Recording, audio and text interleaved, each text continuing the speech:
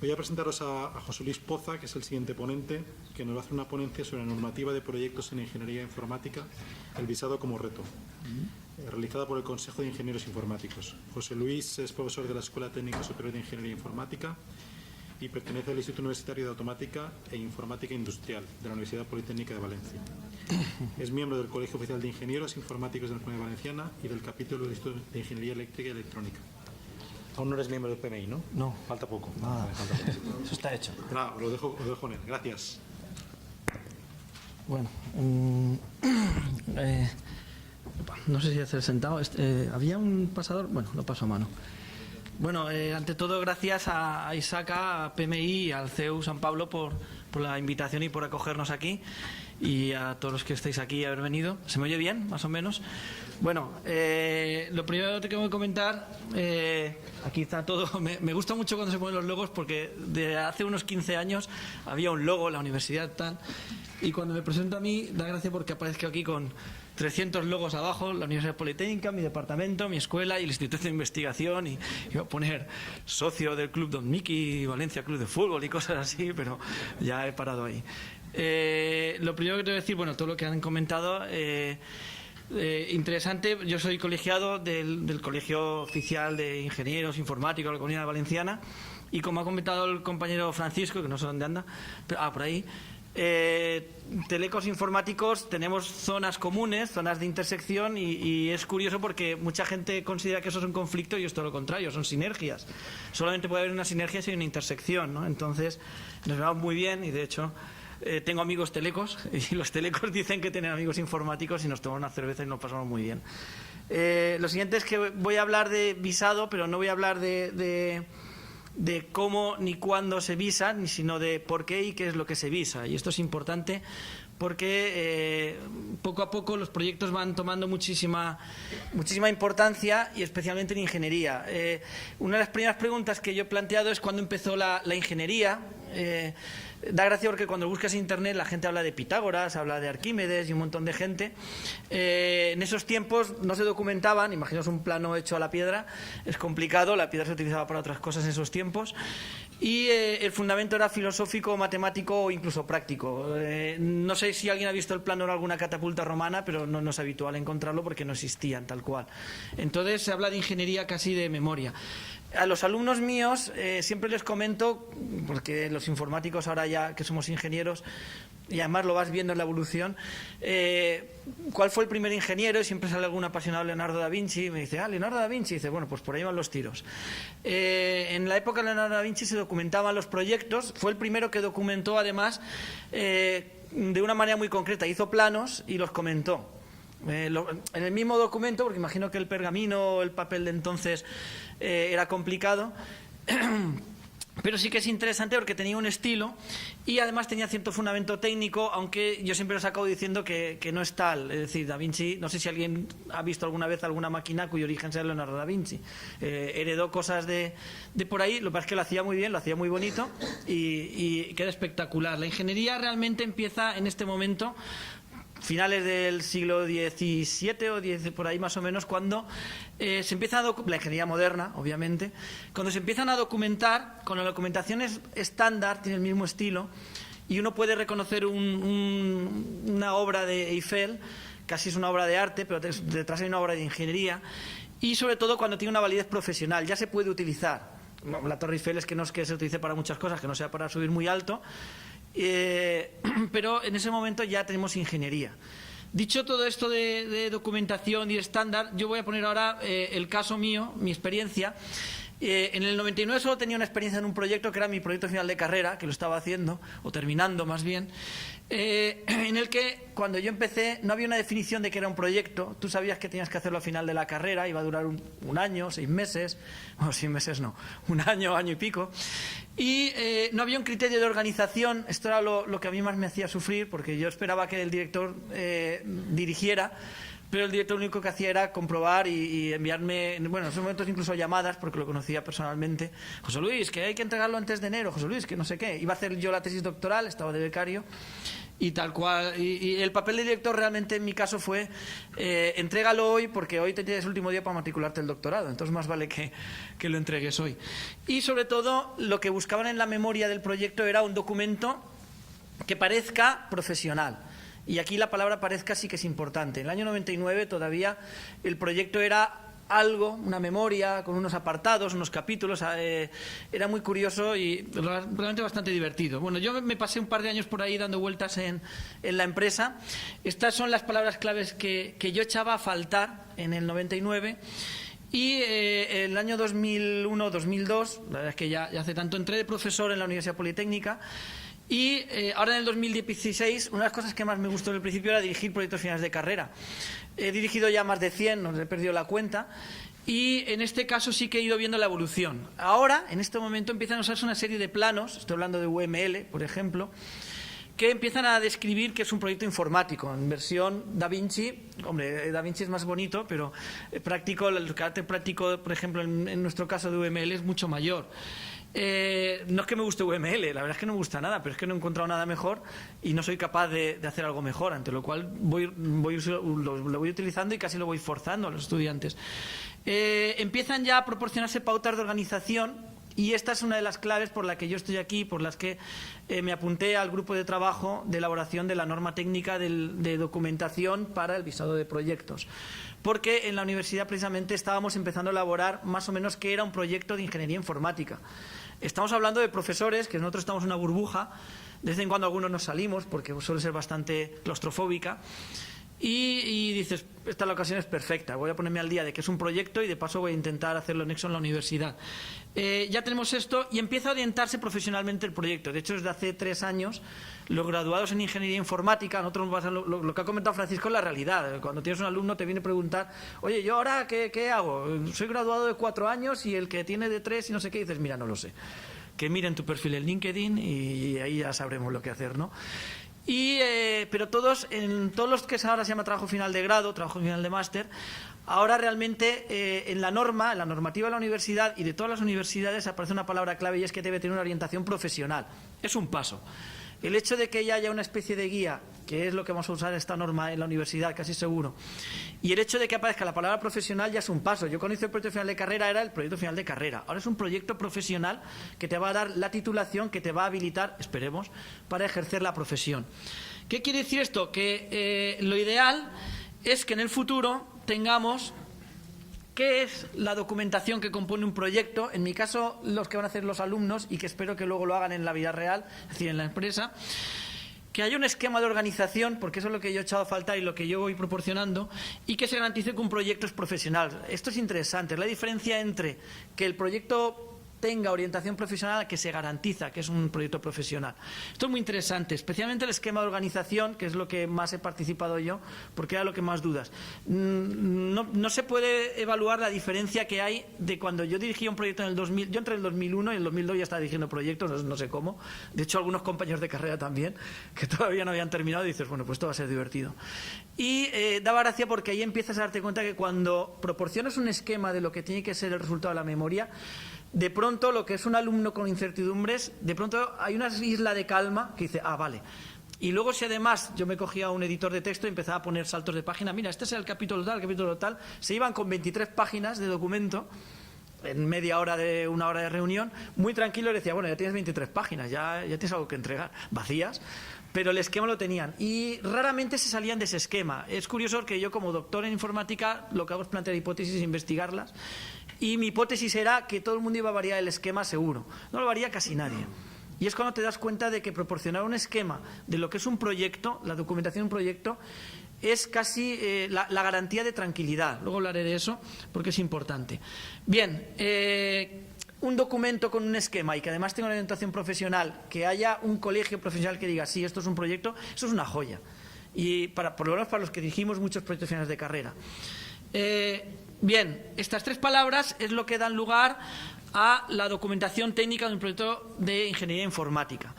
La documentación que hemos elaborado en el grupo de trabajo, bueno, que han elaborado, porque yo creo que me dedicaba un poco a comentar y algunas videoconferencias, es una inspiración, iba a poner realmente es un producto de compatibilidad hacia arriba, pero demasiado técnico y quería que esto fuera bastante más agradable. Es una normativa inspirada en los estándares. Todos los estándares que hay de gestión de proyectos, tanto las normas UNE como las normas PMBOK, de PMI. Se me ha olvidado el PMI antes de guía, perdón.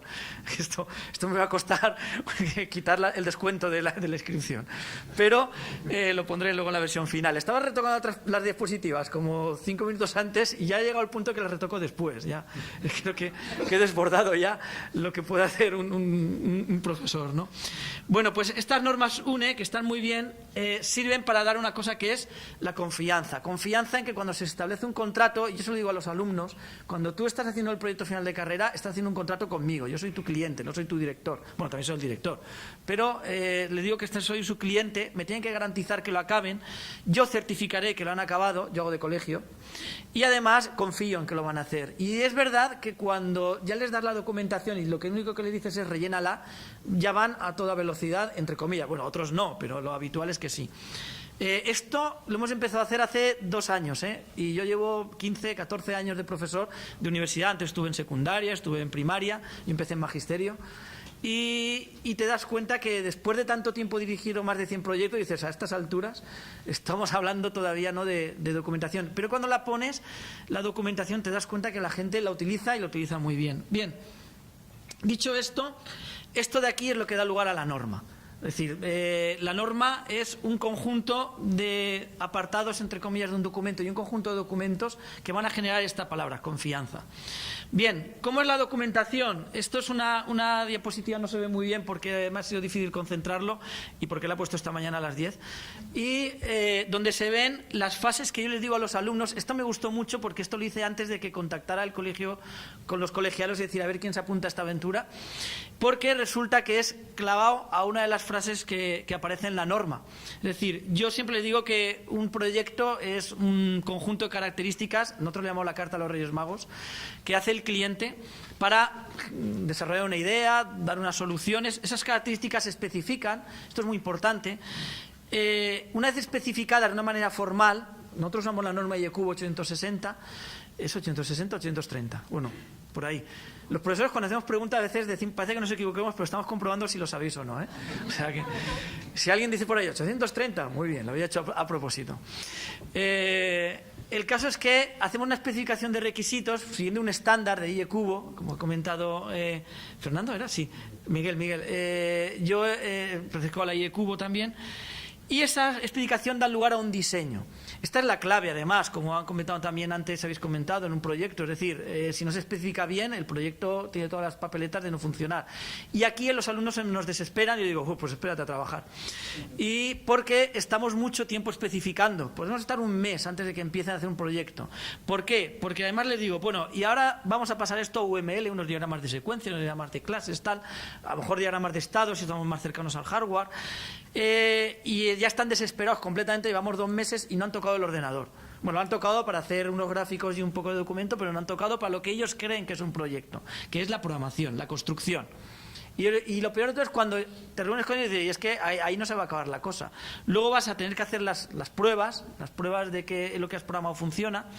Luego vas a tener que hacer la implantación de que lo que has programado y has probado que funciona, realmente se puede integrar en el cliente, y además luego vas a tener que ponerlo en marcha. Porque el cliente no sabe utilizar tu software, el cliente además necesita una planificación de cómo se usa y además vas a tener que mantenerlo e ir corrigiendo errores, ¿no? Esto es muy interesante porque solamente la parte de en medio donde pone construcción es lo que ellos ven que es un proyecto, ¿vale? Bien, en la norma técnica se habla de una cosa muy interesante. Se dice que estas 3 primeras frases es que además estaban tal cual. Yo cuando me escribió Julián, no sé si fue Julián el que escribió, dije, me voy a meter en esto porque o me han copiado la idea o me he copiado yo sin darme cuenta. Una parte, estas otras 2 fases es la fabricación y esto es la utilización o el uso del producto. Esto es muy interesante porque tal cual se dice en la norma, para pasar del diseño a la fabricación hacen falta planos. Esto Da Vinci, como he comentado antes, lo hacía muy bien. Pero pasar de los planos al producto hace falta ya ponerlo en marcha. Y esto es lo que hacía Eiffel, ¿vale? La parte de la idea, el problema y las características se encargaban los griegos y los romanos de eso, y eso ya es bastante antiguo. Todo esto es muy interesante porque esto se habla incluso en la norma de que podrían ser 3 proyectos distintos. Y es verdad. Y ahí tenemos auténticas batallas entre profesores, batallas dialécticas con un café en medio, que generalmente no acaba volando en la mayor parte de las ocasiones. Porque a veces nosotros decimos que un proyecto de diseño es un proyecto de ingeniería. Hay otros que no lo consideran y luego cuando hablas con gente de la empresa te dice perfectamente. Y yo, que trabajo mucho en proyectos de investigación, te das cuenta que hay muchas empresas que dicen, mira, no tenemos ni idea de cómo solucionar esto, no hay producto en el mercado, podéis investigar, sí. Y les dejamos el diseño. No implementamos, obviamente, sería competencia desleal, y de implantar ni hablamos, ¿vale? Entonces es muy curioso porque esto es exactamente en lo que se basa la norma. Bien, pasar de aquí a una norma es complicado y creo que fue todo lo que nos llevó bastante faena, y la norma acabó con estos 6 bloques. El bloque del índice general, ahora ya estoy presentando la norma, el bloque de memoria, los anexos, la explicación del sistema, la memoria económica o el presupuesto y el estudio y estudios o documentos con entidad propia. Esto se ve muy bien, es muy secuencial. A los ingenieros informáticos nos encanta la secuencialidad, los arrays, los vectores, pero esto realmente tiene otra forma de organizarse, que es esta.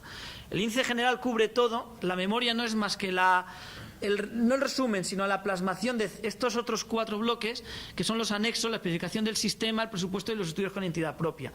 Y a mis alumnos siempre les digo que tú tienes que hacer la memoria, no tienes que profundizar tanto. Y es interesante porque el resto de partes, cuando ahora vamos a empezar a trabajar, a hacer proyectos en equipo, yo hace un mes y algo estaba en Finlandia dando clases de Erasmus, a mi edad. Los profesores también nos vamos de Erasmus, no nos vamos unos 6 meses, nos vamos una semana o 2. Y daba gracia porque allí sí que trabajaban integral todo esto. Ahí tenían proyectos donde había gente que diseñaba, había proyectos donde gente que se encargaba de presupuesto. Todas las carreras ahí no tienen problema con el grado, le llaman lo que sea and business, fine arts, bellas artes and business, y se quedan tan tranquilos. Y está bien, no está mal, la visión es buena. Y el caso es que ellos sí que tienen estos conjuntos muy bien definidos y la plasmación del índice general, que más o menos es la idea general del proyecto. Ahora voy a ir más rápido con el resto porque todo lo que voy a explicar está en un PDF en la web del Consejo de Colegios de Ingenieros Informáticos. La parte del índice, estamos aquí arriba, es la que proporciona la localización de todos los componentes, esto es importante, y además tiene los índices que nos permitía localizarlos. Es un índice, obviamente. La parte de la memoria, esta es más interesante. Pongo siempre el gráfico arriba a la derecha para saber dónde estamos en el plano que he dibujado antes. Es el nexo entre todos los documentos, toda la información relevante en un solo documento. Y aquí hay una frase clave, la justificación, pero es la cuarta frase. Está orientado a terceros, no a las partes. Y esto es una de las cosas que muchas veces los ingenieros no somos conscientes. Esto lo lee un cliente que sabe de business generalmente, lo es de esperar, pero que no tiene ni idea de informática. Entonces, yo siempre digo a los alumnos, poner ahí UML en esta parte es complicado, porque, bueno, no te lo van a entender. Poner un diagrama de casos o incluso un diagrama de estados o incluso un dibujo sobre una servilleta, que eso lo entendemos todos. Y es el elemento común, como hemos comentado, es el elemento al que van a hacer referencia el resto de elementos y es la parte fundamental. La memoria, además, como he comentado, tiene que contener todos estos apartados, no voy a enumerarlos uno a uno, todos los que tengáis claras las normas UNE los reconocéis, ¿vale? Yo también los reconozco. Y ahí tenemos todo el montón de documentos, no voy a pasar más en ellos, porque además está, ya digo que este PDF lo tenéis en la web del Consejo.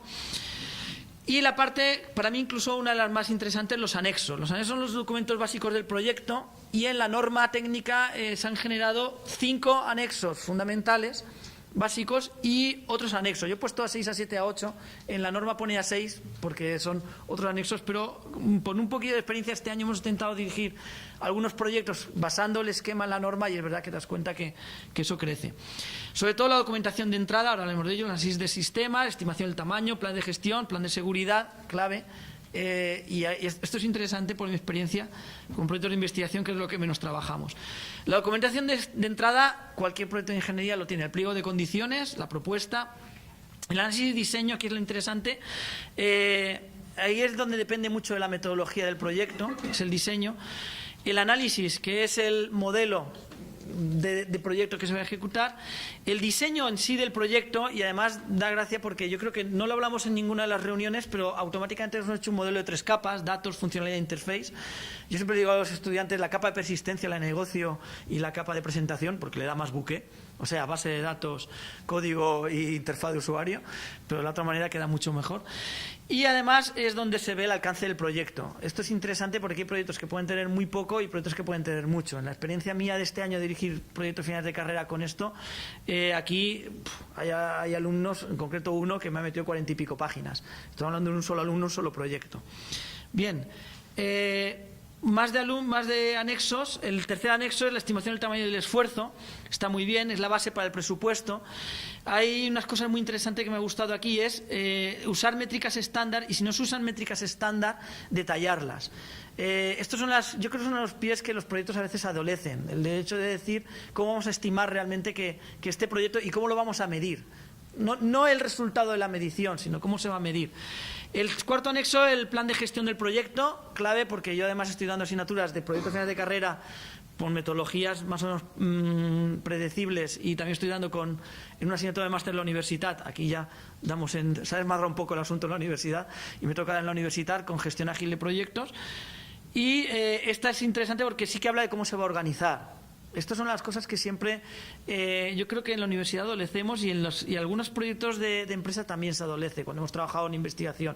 El cómo vamos a organizarnos y sobre todo la frase última que le he dejado para el final, cómo nos vamos a comunicar. Yo no sé, imagino vuestra experiencia. Yo recuerdo por investigación la primera vez que entré de becario en termodinámica aplicada, nada de informática, pero bueno, programando. Cuando fallaba algo había un profesor que siempre decía: esto ha sido un fallo de comunicación. De comunicación, es decir, ¿qué ha pasado? No tenemos ni idea, o yo te lo he explicado mal o tú lo has entendido mal, ¿vale? Y eso es clave. Cuando explicas en un idioma, vamos a comunicarnos así, generalmente viene muy bien. Y nosotros lo hacemos con los estudiantes, y de hecho viene muy bien saber que el idioma es el común. En cuestión de anexos, el plan de seguridad, que es fundamental, medidas de integración de seguridad, el plan de seguridad, las metodologías, y otros anexos, que es cualquier otra documentación que se considere. Esto es interesante porque la mayor pregunta que se suele hacerse siempre es: aquí pongo las hojas técnicas. Hombre, pues si te dejan reproducirla, ponla. Si se añade algo al proyecto, sí. Si no, si la pueden localizar, ¿vale? Es interesante porque los otros anexos son también bastante más nos hemos dado cuenta con la escasa experiencia que he tenido yo estos meses de que es más interesante. La explicación del sistema, una de las claves, la explicación de requisitos, con todos los diagramas necesarios, con todos los requisitos funcionales, los no funcionales, que es lo que más dolor de cabeza a veces suele dar, qué tipo de rendimiento va a tener, etcétera. Y es la base para la construcción del sistema, y además esta parte de requisitos está muy ligada a la metodología, obviamente. ¿Vale? Si se usan metodologías ágiles, que este año hemos intentado hacer en unos trabajos de investigación, esta parte va a ser complicada, porque en agilidad nos basamos en que no hay requisitos al uso, ¿vale? Pero generalmente en la mayor parte de los proyectos, y especialmente los que quieren los clientes y proyectos más o menos conocidos, esta parte sí que está muy bien. Presupuesto, que es otra de las partes interesantes, determina el coste económico. Esto sabemos todo lo que es el presupuesto. Y aquí hay una frase que a mí me gustó mucho cuando se hizo, que era el cuadro de precios. Es decir, el detalle del presupuesto tiene que ser grande, y además el cuadro de precios bien detallado con horas, persona, categoría. Esta parte también es muy clave, porque a veces en algunos que nos piden proyectos europeos de investigación, esto tiene que estar detalladísimo. Y cuando empezó el Horizonte 2020, que también es importante el visado para esto, era importante porque te pedían cosas que no estábamos acostumbrados a hacer, y esta es una parte de esas, ¿vale? Esto es interesante. Y finalmente, o casi finalmente, los estudios con entidad propia, los otros documentos, y esta sí que es muy importante, que adaptan el proyecto a la cuestión legal. Yo creo que casi todo el mundo, cuando llega de hablar algo legal, se asusta, especialmente los ingenieros, lo típico de decir: uy, no me hables de esto, tal. Yo me acuerdo que hice el curso de peritajes del Colegio de Ingenieros, porque además tenía ganas, ¿no?, de decir: voy a hacer algo que sea muy distinto a lo que hago normalmente. Y la verdad es que acabas encantado, y por poco no me matriculó en Derecho. Pero dije, bueno, a mi edad ya, y no es cuestión de seguir con esto. Y es interesante porque es la parte donde, como además ha comentado el compañero de Teleco, muchas veces dices: bueno, yo hasta aquí no sé, pero hay que incluirlo. Es decir, estas cosas existen. Y es curioso porque se huye mucho de esto, pero todo lo que es legislación de propiedad, de protección de datos, protección de datos personales, todo esto no solemos estar tan acostumbrados los ingenieros, y por lo menos tienes que conocerlo. Evidentemente lo hará un abogado o un licenciado en Derecho, ¿vale? Pero en nuestro caso hay que conocerlos, y es verdad que cuando empiezas a conocerlos dices: ostras, pues ya empiezo a entender un poco todo esto. Muy interesante. Y esta es la única transparencia que voy a hablar de visado, porque precisamente en la parte de lo que he dicho el documento, lo que lo cubre todo es la parte de otros documentos. La hoja de encargo oficial al colegio y el certificado del trabajo realizado. Esta parte es la clave, es la que un colegio dice, sí, este proyecto que tú estás conveniendo con un cliente realmente es un proyecto de ingeniería informática, cumple todos estos requisitos. Estos requisitos están basados en los estándares, no anula el estándar ni lo sustituye, obviamente, porque sabes que es compatible hacia arriba con el estándar, es decir, si quieres ampliarlo, hacerlo mucho más detallado, cumplirás el estándar, ¿vale? Pero es lo que le da el control de calidad, el control, la certificación de que la forma del proyecto es correcta, no el fondo. Y de hecho, yo creo que alguna vez habló en alguna reunión sobre forma y fondo, porque nadie puede entrar a discutir si este proyecto es viable o no es viable. Si la forma es buena, posiblemente lo sea, ¿vale? El alcance, la envergadura, los plazos estarán bien orientados. Pero ahí es donde entran los colegios, es decir, sí, esto es un proyecto de ingeniería informática. Por lo tanto, tienes muchas cosas mejor. Y esto es lo que voy a concluir ya con las preguntas de por qué la documentación. La documentación, para empezar, equipara la ingeniería informática al resto de las ingenierías. Es curioso porque yo empecé como licenciado y he acabado como ingeniero. Y es verdad que cuando yo hacía la carrera éramos licenciados, el proyecto casi era una especie de obra de literatura. Hay un apartado, bueno, un párrafo en el que se habla que la documentación técnica es documentación técnica, ahí no se viene a hacer novelas. Y eso es lo primero que les digo yo a los estudiantes, y creo que en la empresa es lo primero que se repite cuando he hablado con gente. Porque hay gente que empieza a hacer la documentación y empieza en el origen de la informática, dices, vamos bien, ¿vale? Le falta poner personajes a la guía, a la documentación. No está mal para hacer una novela, pero eso no es un documento técnico. Lo que es clave de la documentación técnica es que facilita la relación cliente y proveedor del proyecto. Puede ser la misma empresa, eso también, obviamente. Y eso es importante. Como he dicho antes, y me lo he matizado, el fallo de comunicación que a mí me enseñaron, afortunadamente, nada más empezar a investigar, es la clave. Y si tienes clarísimo el lenguaje, y hay un apartado que también está en las normas IECUBO, en las normas UNE y en la POMOC, que habla de definiciones. Y definición, y eso se lo digo a los estudiantes, cuando hablamos de... Nosotros estamos haciendo una cosa muy parecida, de unos robots que llevan plantas, que intentan meter inteligencia artificial dentro. Cuando les digo qué es una planta, ellos no tienes que irte a la Real Academia Española de la Lengua y buscar la definición de planta y copiarla, ¿vale? Lo que tienes que decir es, en este proyecto, una planta es esto.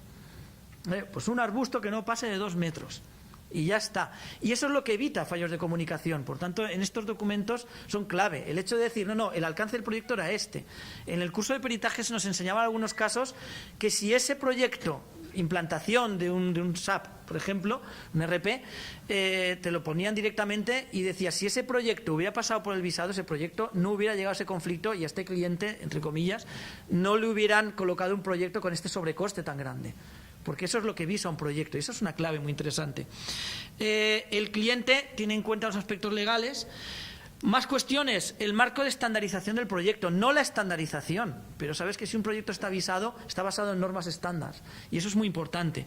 La adaptación de la normativa a la agenda digital, y esto sí que es fundamental. Cuando en la universidad empezaron hablando del Horizonte 2020 y empezamos a plantear proyectos para la Unión Europea, las eliminaciones de los proyectos, nosotros siempre pensábamos que era por el inglés. Nuestro inglés no es que sea el mejor del mundo, tampoco es malo, pero pensábamos, no lo habrán entendido bien, lo entendían perfectamente, pero es que habían muchísimas cosas que con el visado de proyectos, con el mismo esquema presentado incluso en la Unión Europea, eso hubiera pasado, como mínimo la primera fase.